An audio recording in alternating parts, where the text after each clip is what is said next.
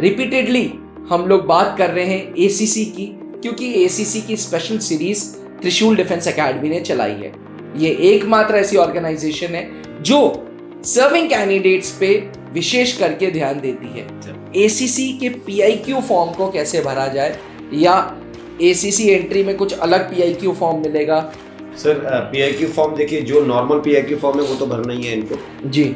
इसके साथ साथ सभी सर्विस एंट्री को जी एक सर्विस बेस्ड पीआईक्यू फॉर्म एक अलग होता है, इनका छोटा होता है वो। अच्छा, वो भी साथ साथ भरना होता है, तो उनको 2 पीआईक्यू फॉर्म भरने होते हैं। आपको इंटरव्यूइंग ऑफिसर अपनी ऑफिस में बुलाने से पहले आपका पीआईक्यू फॉर्म पढ़ते हैं और पूरे ध्यान से पढ़ने के बाद he will frame a persona.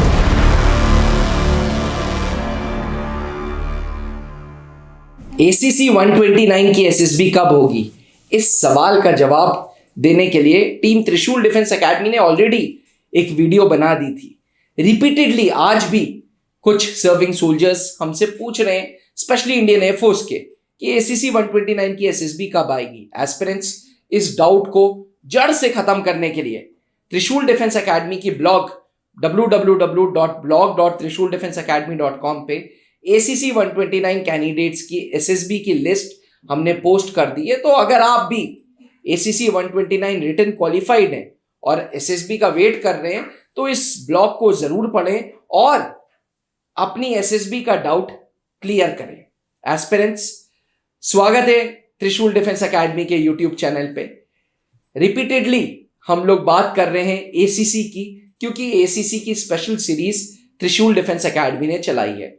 ये एकमात्र ऐसी ऑर्गेनाइजेशन है जो सर्विंग कैंडिडेट्स पे विशेष करके ध्यान देती है, क्योंकि वेटरन कैप्टन एसके सर का विशेष प्यार सर्विंग कैंडिडेट से है। इसलिए एसीसी की इस सीरीज में आपका फिर से हार्दिक स्वागत है।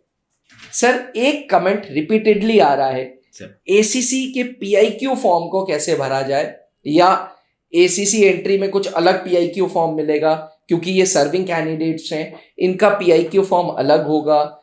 कैसा पीआईक्यू फॉर्म होगा और पीआईक्यू फॉर्म भरते वक्त किन चीजों का विशेष करके ध्यान रखें? ओके सर, पीआईक्यू फॉर्म देखिए, जो नॉर्मल पीआईक्यू फॉर्म है वो तो भरना ही है इनको जी। इसके साथ साथ सभी सर्विस एंट्री को जी एक सर्विस बेस्ड पीआईक्यू फॉर्म एक अलग होता है, इनका छोटा होता है वो। अच्छा, वो भी साथ साथ भरना होता है, तो उनको 2 पीआईक्यू फॉर्म भरने होते हैं सर्विस एंट्री को। तो एसीसी सर्विस एंट्री है जी, तो बिल्कुल इनको 2 पीआईक्यू फॉर्म भरने होंगे वहां पर। 1 जो नॉर्मल सभी कैंडिडेट्स भरते हैं, दूसरा सर्विस रिलेटेड, जिसमें आपका डेट ऑफ एनरोलमेंट से लेकर के अभी तक की जो जर्नी रही है, जिसमें आपकी ट्रेनिंग, आपके अचीवमेंट्स, आपके कैडर्स, कोर्सेज, उसमें क्या अचीवमेंट रहा, और all the contributions you made for your regiment, वो सारी चीजें उसमें भरनी होती है इनको। अच्छा, अब जो नॉर्मल वाला पीआईक्यू फॉर्म होता है, देखिए सबसे पहली चीज तो मैं ये कहूंगा कि सभी एस्पिरेंट्स को ये ध्यान रखना है, अ गुड पीआईक्यू फॉर्म, अगर आप इंटरव्यू की पहले बात करें, देखिए क्योंकि जीटीओ को जरूरत नहीं है आपके पीआईक्यू फॉर्म की, वो डायनेमिक बिहेवियर टेस्ट कर रहे हैं जी, तो आप 2 ही कॉपी भरते हैं, जिसमें एक आपका जो है साइकोलॉजिस्ट के पास जाता है पीआईक्यू फॉर्म और दूसरा जाता है इंटरव्यूइंग ऑफिसर के पास। ठीक है, तो 40% जी इंटरव्यूइंग ऑफिसर का जो इंटरेस्ट आपके अंदर जनरेट होता है, या आपके जो रिजल्ट किस तरफ जाने वाला है, क्योंकि रिजल्ट तो उसी पर जाएगा जितना वो आपके अंदर इंटरेस्ट दिखाएंगे, जितना आपकी बातचीत अच्छी होगी। और ये बातचीत के लिए एक जो प्लेटफॉर्म आपने तैयार किया है पीआईक्यू फॉर्म, आपको इंटरव्यूइंग ऑफिसर अपनी ऑफिस में बुलाने से पहले आपका पीआईक्यू फॉर्म पढ़ते हैं और पूरे ध्यान से पढ़ने के बाद he will frame a persona of individual in his mind कि ये कैंडिडेट किस प्रकार का होगा।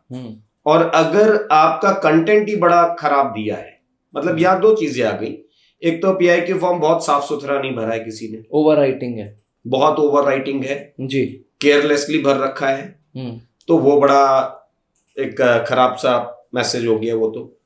दूसरा जो है कि मान लीजिए जो मैंडेटरी पार्ट होता है उसका, मैंडेटरी पार्ट का मतलब हो गया कि जो फर्स्ट 8 पॉइंट्स हैं आपके पीआईक्यू फॉर्म में, right from your name, your father's name, place you are coming from, maximum residence, permanent residence, family, आपके date of birth, religion, mother language आपकी क्या है, ये प्लस आपका family details and academic record. Academic record के बाद जब page पलटेंगे तो फिर इनको मिलेगा हाइट वेट वाला जो है पहला लाइन। यहां तक ये मैंडेटरी पार्ट है, यहां पर कोई खाली नहीं छोड़ सकता है जी। बट एसीसी एंट्री में ये देखा गया कि इसके बाद जहां से पीआईक्यू फॉर्म ऑप्शनल होना शुरू होता है वहां से ये ज्यादातर खाली छोड़ देते हैं, और वही पार्ट पीआईक्यू फॉर्म का किसी असेसर के अंदर इंटरेस्ट जनरेट करता है कि ये कैंडिडेट ने लाइफ को किस तरीके से जिया है। ठीक है, सो अगर ये खाली है तो ओवरऑल देखिए क्या है सर, एसएसबी में एक चीज बड़ी गौर से देखी जा रही है कि what all opportunities this youngster would have came across in his life, how many of them were availed by him, how many of them were missed by him.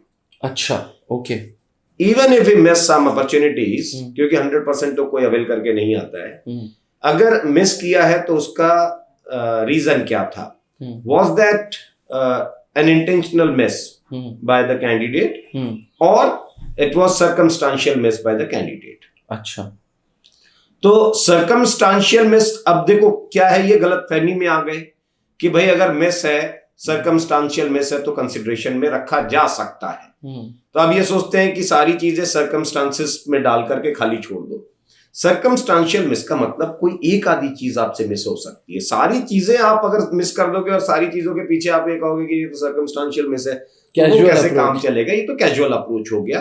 तो पीआईक्यू फॉर्म का सेकंड पार्ट बिल्कुल अच्छे से भरिए, जो आपके देखिए इनकी हॉबीज कॉलम खाली रहता है, sports, extra curricular activities, NCC, ठीक है, ये जो पार्ट है इसको पूरी तरीके से खाली छोड़ देते हैं ये लोग। इससे पहले क्या क्या रिस्पॉन्सिबिलिटीज उठाई हैं आपने स्कूल कॉलेज, और आप जो है अगर उसको पूरी तरीके से खाली छोड़ रहे हैं तो आपने इंटरेस्ट ही नहीं जनरेट किया इंटरव्यूइंग ऑफिसर के। जी जी, है ना जी। दूसरा, जब साइकोलॉजिस्ट के पास भी इनका पीआईक्यू फॉर्म जाएगा तो वो भी आपका डोजियर चेक करने से पहले, अभी आपका डोजियर खोला नहीं जाएगा, डोजियर ऐसे ही रखा गया है, उससे पहले आपका पीआईक्यू फॉर्म पढ़ा जाएगा, और साइकोलॉजिस्ट भी पहले आपका एक पर्सोना अपने दिमाग में तैयार करेंगे और फिर आपका डोजियर पढ़ना शुरू करेंगे कि ये जो इन्होंने व्यक्तित्व, जो जिस व्यक्तित्व के ये इंसान है इस पीआईक्यू फॉर्म में जी, ये डोजियर उस व्यक्तित्व के कितना नजदीक मुझे दिख रहा है, और ये डोजियर जो है ये कितना उस व्यक्तित्व से दूर भाग रहा है। तो अच्छा, ये जब सब कुछ घुमा फिरा करके क्या हो रहा है, पीआईक्यू फॉर्म का बहुत इंपॉर्टेंट रोल है जी, और पीआईक्यू फॉर्म को ही अगर ये लोग केयरलेसली खाली छोड़ देंगे तो वो चीज थोड़ा दिक्कत रहेगी। कहते हैं ना कि एसेसर के साथ साथ उसका तजुर्बा चलता रहता है, उस तजुर्बे से कितने कैंडिडेट्स का मतलब वो सक्सेस अचीव कर सकते हैं sir. Thank you to you, because ये एक बेसिक चीज है जो पीआईक्यू फॉर्म आपका पर्सोना रिफ्लेक्ट करते हैं। बिल्कुल बिल्कुल। और जैसे आपने बोला कि 40% सक्सेस मतलब रिकमेंडेशन और rejection is based on that PIQ form through, specially through interviewing officer sir. Definitely, वैसे साइकोलॉजिस्ट भी, लेकिन ये बहुत जरूरी फॉर्म है। And thank you so much sir. आप अब मुझे समझ आया क्यों एसीसी एस्पिरेंट्स की जो ऑनलाइन क्लास है वो इतनी इंटरेस्टिंग और इतनी लंबी क्यों खिंच जाती है। शायद इसीलिए क्योंकि छोटी छोटी चीज़ों का आप विशेष करके ध्यान रखते हैं और कैंडिडेट्स को भी कहते हैं ध्यान रखें। सर एक सवाल और था, जब आप क्लासेस लेते हैं तो आप पीआईक्यू फॉर्म को असेस करते हैं कि कैंडिडेट का, और उसमें क्या स्कोप ऑफ इम्प्रूवमेंट है ये भी बताते हैं? सर जब कोई कैंडिडेट जुड़ता है तो उसको एक पीआईक्यू फॉर्म भर के भेजना होता है पहले तो। अच्छा। उसके साथ साथ जी जब हम उनसे उसमें करेक्शंस बता देते हैं फिर वो दोबारा भर लेंगे, और जब वो अपना साइकोलॉजिकल टेस्ट जो वीकेंड्स पे हम उनको भेजते हैं जी, तो जो वो टेस्ट भेजेंगे वहां से उसके साथ साथ उनका पीआईक्यू फॉर्म उनको भेजना मैंडेटरी होता है। ओके। कि उस पीआईक्यू फॉर्म के बेस पे ही हम उसका साइकोलॉजिकल डोजियर देखें ताकि उस कैंडिडेट को ज्यादा बनावटीपन जो आ रहा है ना उससे दूर रख सके।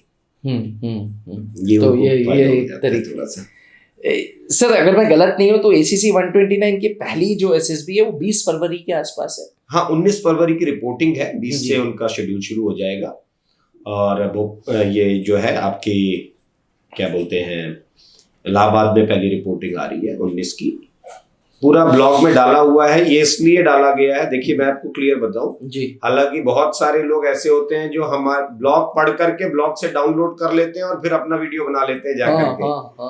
ये देखिए क्या है ना, अपॉर्चुनिस्टिक तरीका है, बट हमारा काम है कि हम अपने कैंडिडेट्स या जो भी एस्पिरेंट्स हैं उनका भला हो सके जी। तो क्या है कि सर एयरफोर्स में जो लेटर जाते हैं ऑफिशियल लेटर, वो आर्मी की अपेक्षा थोड़ा लेट पहुंचते हैं।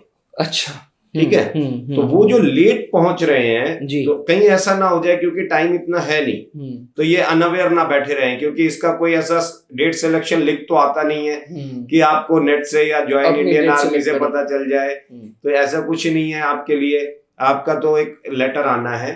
तो उसका जो पूरा एक लिस्ट जो थी 3021 कैंडिडेट्स की, वो पूरी लिस्ट आपने ब्लॉग पर अपलोड कराई है। तो ये बड़ा अच्छा काम किया आपने, मगर साथ साथ दूसरे इंस्टीट्यूट वाले भी थोड़ा सा भाई ऐसा ना करें कि आप यहीं से ब्लॉग उठा करके आप वीडियो बना देते हैं, हमारे ही कॉपी कर देते हैं। बहरहाल ACC candidates, now that SSB interviews dates आ गई हैं, अगर आपने अभी भी प्रिपरेशन स्टार्ट नहीं की है तो गुजारिश है कि ऑनलाइन क्लासेस से जुड़ जाएं हमारे साथ, और अगर छुट्टी मिल रही है तो 14 दिन / 21 दिन की क्लासेस करें और सक्सेस अचीव करें और कमीशन अफसर बनने का सपना पूरा करें। कर्नल पंकज मेहरोत्रा सर, जो कि सर्विसेज सिलेक्शन बोर्ड में डिप्टी प्रेसिडेंट थे, इंटरव्यूइंग ऑफिसर थे वो, and veteran captain SK sir जो जीटीओ एक्सपर्ट है, ये 2 एसेसर्स मिलके आपको आपके गोल तक पहुंचा सकते हैं। तो देरी किस बात की, नीचे लिखे हुए व्हाट्सएप नंबर पे अभी संपर्क करें। थैंक यू, जय हिंद। अब डिफेंस एग्जाम क्रैक करना हुआ और भी आसान, त्रिशूल डिफेंस एकेडमी लेकर आए हैं बिल्कुल ही एडवांस लर्निंग ऐप। तो आज ही ज्वाइन करें और स्टार्ट करें अपनी ऑनलाइन क्लासेस।